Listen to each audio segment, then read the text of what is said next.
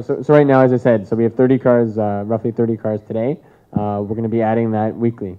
So every week you come back, you'll see more cars. So yeah, so we do own the vast majority of our cars. The vehicles that you see. So we have some of our partners. In fact, we're here today. So we partner very closely with Honda, with Ford, with Mahindra, and also with Mercedes, which will be upcoming into the fleet. And we'll have a nice induction of luxury cars coming very soon. So yeah, we have actually, it's designed, the setup that we have, we want to think holistically about our entire customer base, because we don't just serve, say, like a 22-year-old guy, of course. We serve everyone. And so we have compacts, so we have sedans, we have SUVs, we have MUVs, we have luxury cars, and so everything in the middle. So if you look, we have across our whole lineup across India, we have 15 different makes. We're starting off with a smaller number, of course, in Hyderabad, but as we grow, as we add cars, we'll add the different sort of segments, and so you'll have a full, real robust inventory, so you can always have the right car for the right time. Well, so it certainly won't happen tomorrow, of course. So we're going to do it, gradually over the next several months, and so we expect to do a very quick ramp. So as I said, you won't see us with 30 cars for very long. We'll be expanding very quickly. Certainly we want to have 1,000 cars within the next year. That's certainly one of our primary goals. So seeing what we've seen in our other markets and knowing the demand base and the population segments here, we definitely believe it's very achievable. And it's something where Hyderabad, given the population of the city, I mean, we're going to be pushing 10 million people very soon. It's something where if you look out even globally as a competitor, really thinking about cities in the US, cities in Europe, and cities in China, which have a similar such service, the same sort of population, same sort of density as Hyderabad, these cities actually have 4,000, 5,000 cars in this type of model. So to think that you'd have 1,000 cars is actually very conservative. We definitely would expect that number then subsequently to grow. I mean, we're not going to be here for a year and then leave. We'll obviously stay here for the long term. So, we certainly envision that number growing over the next 2 or 3 years, even more.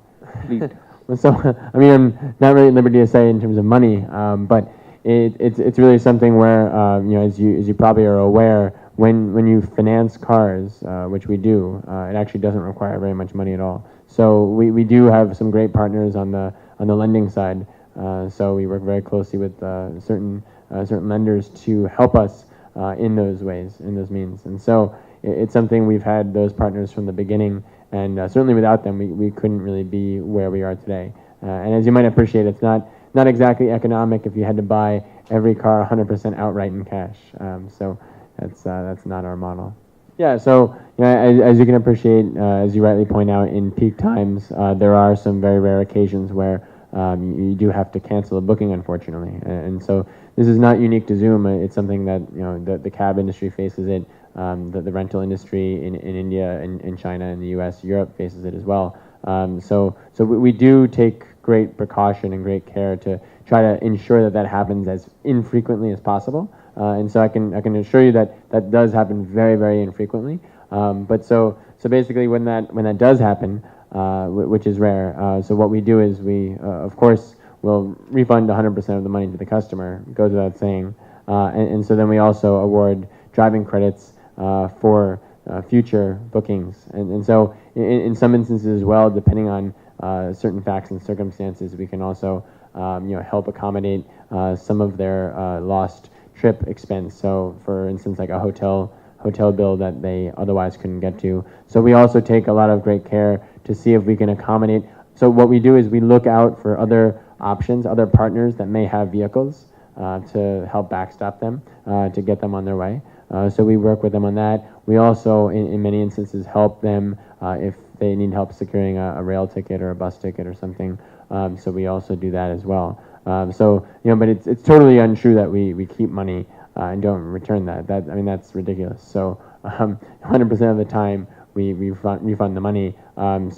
It's per sort of the banking standard and the norms. Refunds do take a certain amount of business days to hit, which is very standardized. That's something that we adhere to all those policies and ensure that 100% of people get everything refunded, of course. So in terms of the customer cancellation, though, that's something that you can see on our website and our mobile app. We allow customers to cancel for free, in fact, up to 24 hours before leading up.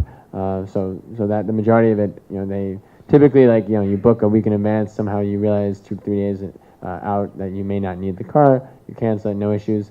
Otherwise, what we have is a policy where you will be charged for half of the booking amount if you're canceling last minute.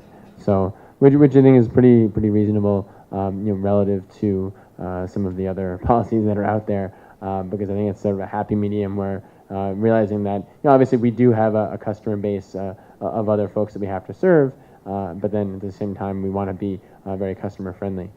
So that's what we do. Right. So I would say one expression you can say around that is sort of imitation is the highest form of flattery, because I mean we invented this concept here in India, and Cars on Rent, they were sort of the fast followers, if you will. They came up with Miles as a concept in February of last year, so they've been at it for a full year less than we have. And so the reality is their fleet is a lot smaller than ours. I mean, their fleet is only around 800 cars, so our fleet's 50% bigger than theirs. And so we also have a much deeper penetration into many of the other major tier 1 cities. So their model is a little bit different, where they've kind of spread themselves out into 15 odd cities, where they have like 5-10 cars in many of these cities, which is I think we take a slightly different approach. We'd like to have, again, much stronger presence in our cities. So we're much deeper, and we really think about the localization effects and the neighborhood network effects. And so comparatively to Cars on Rent, to Miles, we have our focus, our DNA is very different. I mean, so Cars on Rent is a huge family business. It's a promoter-run business. It's a legacy business. They've been in the space for about 12 years, and so they have Easy Cabs, of course. They have a corporate long-term rental brand, chauffeur brand, and then they have this brand. And so they don't have that dedication 100% to self-drive. And I hope they continue to dedicate more to self-drive, because I think we would like to see as many players in the market as possible to grow the overall base. But I mean, I think certainly when you have an approach that's different like theirs, I mean, for instance, they don't really even have a mobile app. So for us, mobile app, it generates for us over 50% of our bookings come from the mobile app. So that's really important point to note, and it just kind of highlights our focus versus their focus.